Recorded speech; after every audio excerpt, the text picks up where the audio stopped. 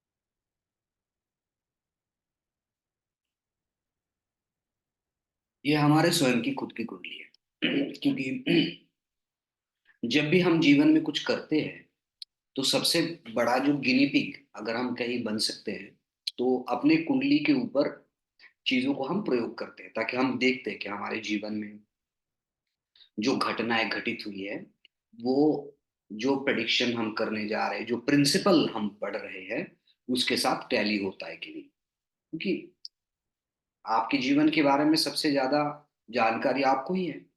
जन्म से लेकर अभी तक थोड़ी बहुत जो जानकारी होता है वो आपको पता है, और उसके हिसाब से आप टाइमिंग को मैच कर सकते हैं। यहाँ जो मैं बताना चाह रहा हूँ वो कुछ इस प्रकार का है। कोई भी ग्रह, मान लीजिए किसी भी ग्रह का अंतर्दशा जो है वो चल रहा है, कुछ भी हो सकता है। चाहे सूर्य की अंतर्दशा हो, चंद्रमा की अंतर्दशा हो, मंगल की हो, बुध की हो, बृहस्पति, शुक्र, शनि, किसी भी ग्रह की अंतर्दशा चल रहा है। अब वो अपने अंतर्दशा में पूरा का पूरा फल, चाहे वो अच्छा हो या बुरा हो, देगा कि नहीं देगा ये कैसे पता चलता है? जैसे हमारे जीवन में किसी भी जब महादशा चलता है, उदाहरण के तौर पर हम मान के चलते हैं कि जैसे किसी के जो है सूर्य की महादशा है। अब सूर्य की महादशा में सूर्य सूर्य आएगा, सूर्य चंद्रमा, सूर्य मंगल, सूर्य बुध, सूर्य बृहस्पति, सब चलता रहेगा। चंद्रमा भी बिल्कुल उसी प्रकार से आएगा, चंद्र चंद्र, चंद्र मंगल, राहु, बृहस्पति, शनि, बुध, केतु आता रहेगा। तो अंतरदशाओं में लगभग हर 6 7 8 10 12 साल में पुनः वो ग्रह दोबारा वापस आ जाते हैं। कई बार पहले वाले अंतरदशा में घटना घटित नहीं होता, दूसरे वाले अंतरदशा में वो घटना घटित होता है। इस चीज को समझना है। जैसे मान लीजिए यहाँ अगर मैं कहूँ, इस कुंडली के अनुसार अगर मैं कहूँ, ये जो कुंडली है इसमें अगर मैं कहूँ कि इस कुंडली में जो है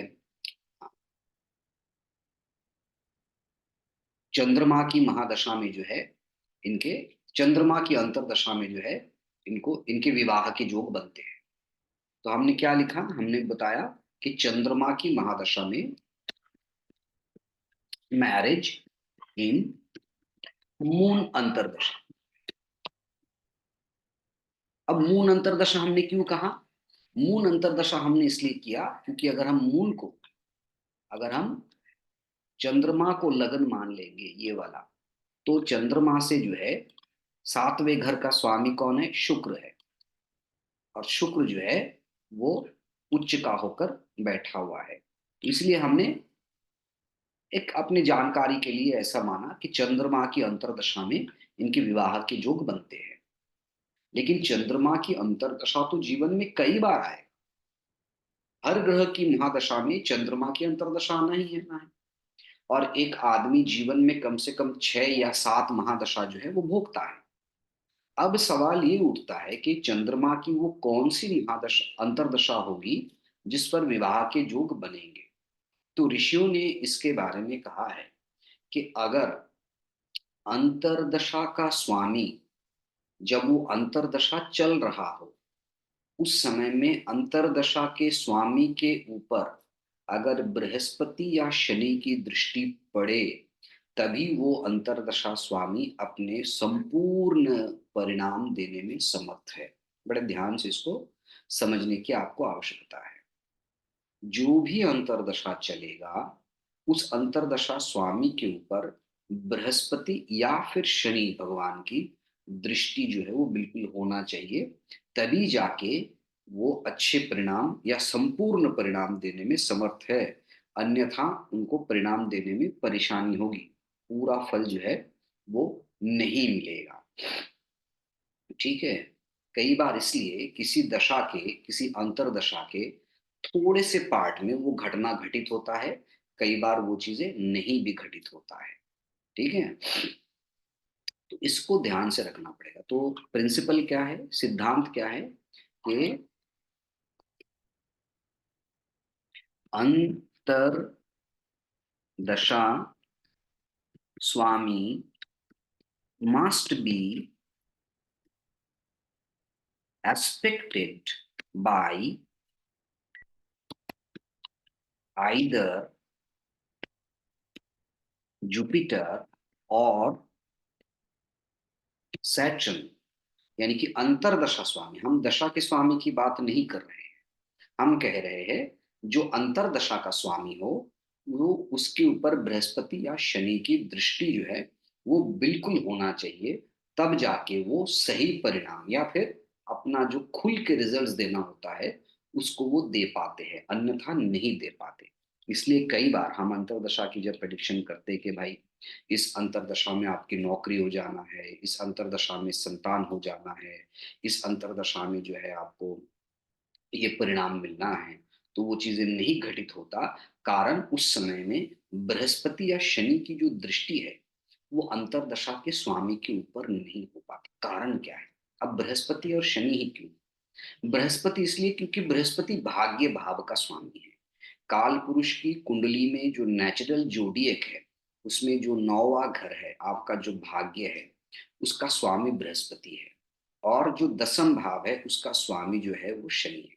तो इसलिए कुछ कर्मों के परिणाम जो है वो आपको भाग्यों से मिलता है, कुछ घटनाएं जो है वो आपके जीवन में सिर्फ भाग्य के द्वारा ही आपको प्राप्त होता है। और कुछ परिणाम, कुछ फल जो है वो आपके कर्मों के द्वारा प्राप्त होता है। अब ये पता कैसे लगाए कि कौन सा विषय हमारे जीवन में कर्मों के, अपने स्वयं के कर्मों के द्वारा हम उसको प्राप्त कर रहे हैं, और वो कौन कौन से फल है जो हमें अपने भाग्य के द्वारा प्राप्त हो रहा है। ठीक है।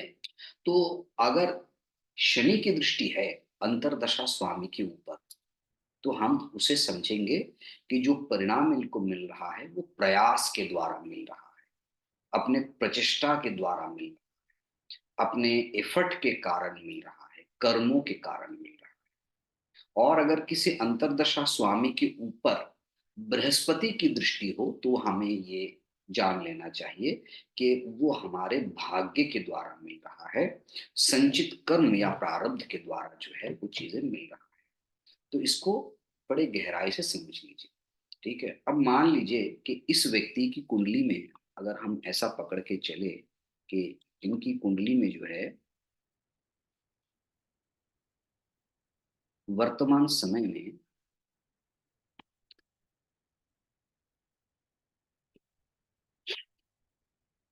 मैं एक बार चेक कर लूं, मेरे खुद की कुंडली में खुद भूल जाता हूँ, देखता नहीं ना।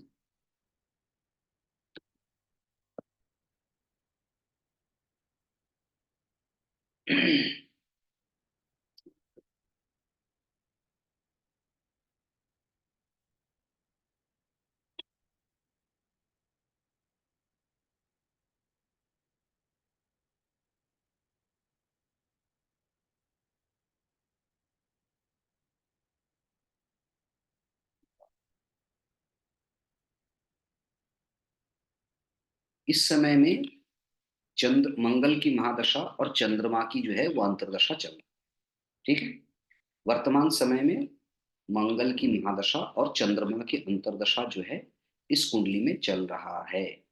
कब तक चलेगा? ये पीरियड चलेगा 12 अक्टूबर 2024 तक, 12 अक्टूबर 2024।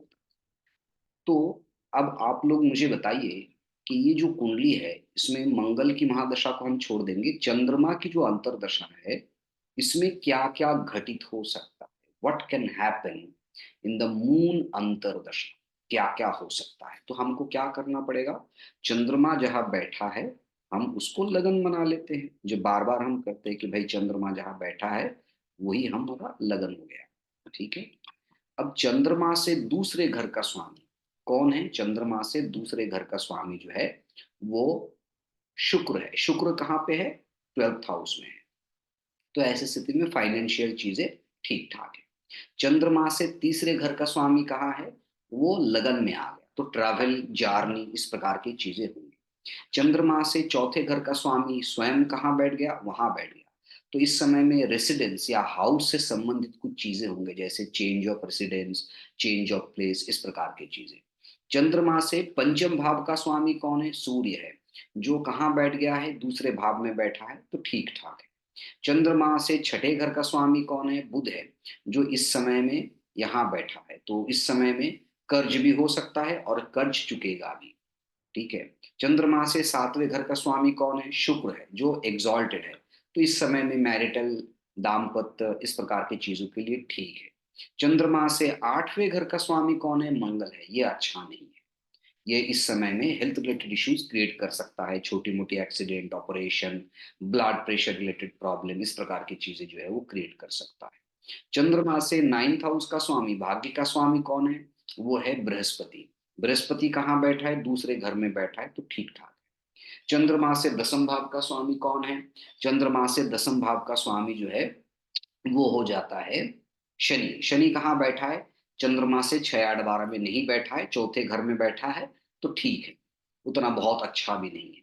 चंद्रमा से एकादश भाव का स्वामी कौन है? पुनः शनि है। शनि कहाँ बैठा है? चौथे घर में बैठा है, चंद्रमा से 6 8 12 में नहीं है, ठीक है।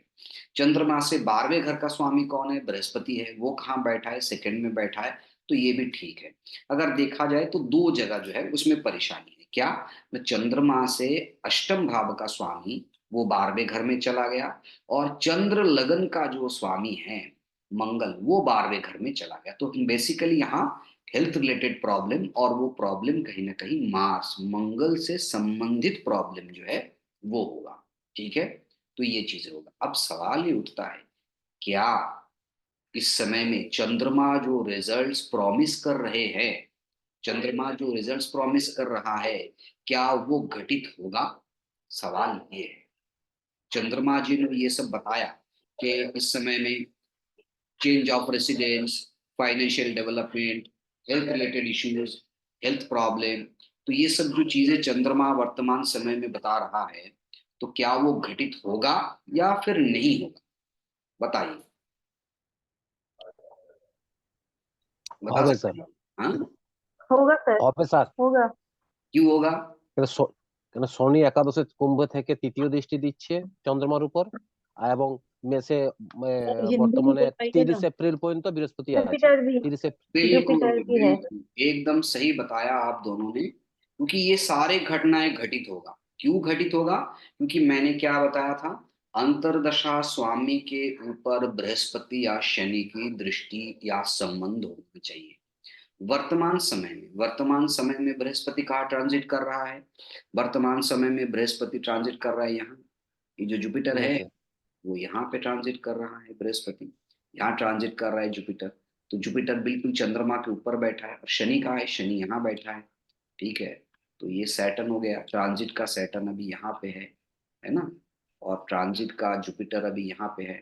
तो दोनों ही घटनाएं इस समय में घटित होगा, मतलब दोनों ही चंद्रमा के साथ संबंध बना लिए है दोनों प्लैनेट ने। तो ये जो भी चंद्रमा प्रॉमिस कर रहा है अपने अंतरदशा में, वो सारे के सारे घटना जो है वो 100% सत्य होगा, ठीक है, बिल्कुल ये और सत्य सर अगर नहीं बनाता तो नहीं होता बिल्कुल नहीं भी? नहीं। फिर वो रिजल्ट्स में वो ताकत नहीं होती, ना इधर आपकी, ना तो आपकी डेस्टिनी उस चीज को प्रॉमिस कर रहा था, और ना ही आपके कर्म उस चीज को सपोर्ट कर रहा था। ना तो भाग्य का सपोर्ट मिल रहा था, ना कर्म का मिल रहा था। तो ऐसी स्थिति में वो फल मिलना बड़ा मुश्किल हो जाता है। इसके नेक्स्ट स्टेज में आते हैं, इसी को थोड़ा सा बेहतर तरीके से समझाने के लिए।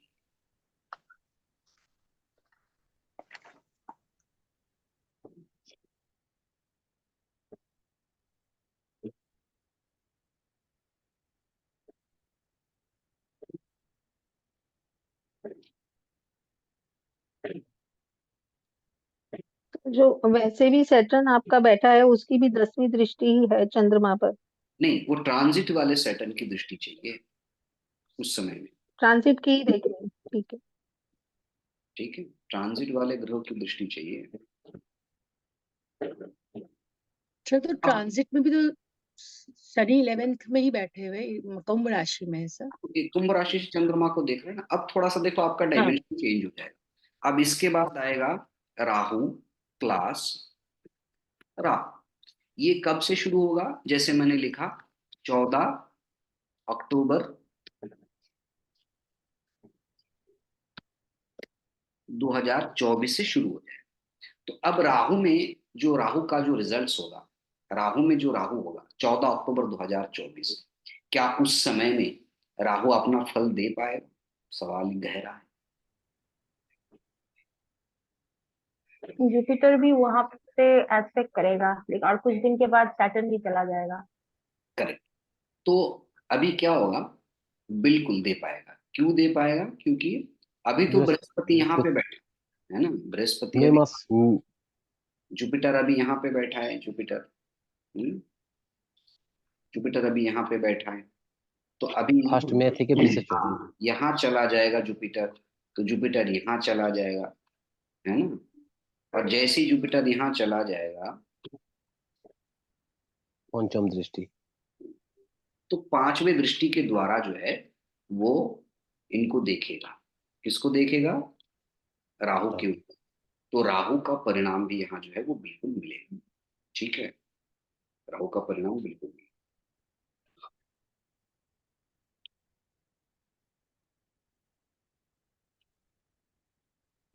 বসে থাকা গ্রহগুলোর কোনো রেজাল্ট পাওয়া যাবে নাকি? যেমন মুনের দ্বিতীয় জুপিটার বসে আছে, তার কোনো রেজাল্ট? दैट इज जुपिटर समय दोनों देखना हम, पड़ेगा या एक ही चलता है? नहीं नहीं, सारे चीजों का ही परिणाम मिलता है। हमारा जीवन तो सीधा सीधा सिंगल वे में नहीं चलता, ठीक है। हमारे जीवन में सब प्रकार की घटनाएं घटित होता है। मैं कह रहा हूँ दशा का भी इम्पैक्ट है और ट्रांजिट का भी इम्पैक्ट है, दोनों चीजों का इम्पैक्ट है। अब सवाल ये उठता है, नाउ द क्वेश्चन इज, ये कुंडली अगर आप लोगों ने लिख ली होगी, नोट कर लिया होगा, तो आप लोग मुझे बताइए कि राहु की जो ये अंतर्दशा है वो क्या देगा, क्या परिणाम देने में समर्थ है। तो हम एक काम करते हैं, हम राहु को यहाँ लगन मान लेते हैं, टेक राहु एज लगन। तो मान लीजिए कि ये सर राहु, चंद्रमा में मंगल बता रहे थे सर, मंगल में चंद्रमा बता रहे थे, फिर राहु का कैसे आ गया सर? राहु में राहु? तो मंगल की दशा तो समाप्त हो जाएगा, अच्छा ठीक है, हाँ तो उसके बाद राहु आ ठीक है, जाएगा। हाँ हाँ राहु आ जाएगा, ठीक है सर। अभी राहु को अगर आप लगन मान लेते हैं तो राहु की अंतरदशा में क्या क्या फलित हो सकता है, मैं हिंट्स दे देता हूं, बाकी चीजें आप लोग थोड़ा सा देखिए। तो राहु को अगर हम लगन मान लेते हैं तो 3-4 पॉइंट्स मैं बताता हूं, बाकी आप लोग बताइए। तो पहला, तो लग्ना लॉर्ड, लग्ना लॉर्ड कौन हो गया? मर्क्यूरी। देखो है ना, लग्ना लॉर्ड कौन है? मर्क्यूरी हो गया। हुआ कि नहीं हुआ? Eight house. वाह, हाँ, क्योंकि लग्न राहु कन्या राशि में बैठा है तो इसका स्वामी बुध हो हाँ गया। लग्न में मरकरी हो गया। हाँ हाँ, मरकरी हो गया। मर्क्यूरी कहाँ पोजिटेड है? मर्क्यूरी इन एट हाउस। 8th, है ना। So there will be great problem related to health and personality, great problem related to health and personality. ठीक है, बड़ा परेशानी हो सकता है, मेजर प्रॉब्लम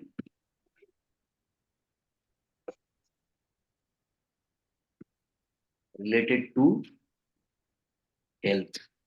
ठीक है, बहुत ज्यादा परेशानी हो सकता है। दूसरी बात, सेकेंड लॉर्ड कौन है? शुक्र जो उच्च का होकर बैठा शुक्र है। है, शुक्र सेकेंड का। Lord is Venus in 7th and exalted. तो ये प्लस फाइनेंशियल हो बहुत अच्छा रहेगा,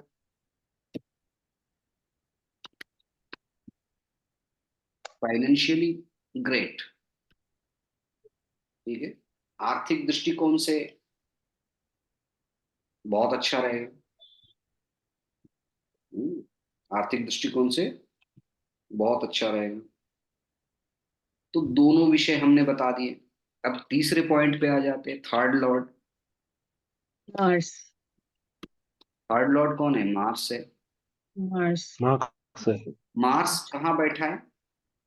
7th। 7th हाउस में। 7 ठीक है, तो 6, 8, 12 में नहीं है, परंतु तो प्लस माइनस। परंतु केतु के साथ होने के कारण परेशानी क्रिएट करेगा। Problems in travel and short journeys, तो ये परेशानी क्रिएट करेगा। ठीक है, चौथे पॉइंट पे आते हैं, fourth lord. Fourth lord, Jupiter. Fourth lord Jupiter, Saturn. Saturn है। नहीं नहीं, जुपिटर, जुपिटर है। हाँ, जुपिटर। फोर्थ जुपिटर है sir, Jupiter. Fourth lord is Jupiter. Jupiter Rahu ji से जी। कहाँ बैठा है? क्या 6, 8, 12 में बैठ गया? नहीं, इंटेंस। 9th में बैठा, भाग्य बोल। 9th में बैठा है। ठीक है, सर 3 में। राहु को लगन बनाइए ना, 6 नंबर का लगन बनाइए, तो उसमें देखिए बृहस्पति कहाँ बैठा है, चौथे घर का स्वामी देखिए, बैठ गया 9th हाउस में। कन्या। भाग्य स्थान। हाँ, सो फोर्थ लॉर्ड इज जुपिटर, जो 9th में बैठा है, 6, 8, 12 में नहीं बैठा है, सो इट इज 9 गुड, में बैठा है। It is good. So domestic happiness, पारिवारिक चीजें, इस प्रकार की चीजों के लिए बट ये एनिमी साइन में है, इसका कोई प्रॉब्लम होगा? नहीं, एनिमी साइन में होने से भी बहुत अच्छा तो नहीं कह सकते, पर फिर भी वहां उतनी ज्यादा डिस्टरबेंस नहीं होगा। अगर 6, 8, 12 में होने के बाद एनिमी में हो जाता है तो आप ऐसा समझ के चलो कि वो तो जहर एकदम जहर जहर। ठीक है, तो बहुत परेशानी देखते हाँ, परेशानी देगा। अभी मैं इसको रिकॉर्डिंग को स्टॉप करता हूँ, बाकी 5, 6, 7, 8, 9, 10 ये 6 चीजें आप लोग स्वयं लिखिए, मैं अभी आपसे पूछूंगा। तब तक मैं थोड़ा पानी पी लेता हूँ। Give me 5 minutes break. ठीक है, चलो।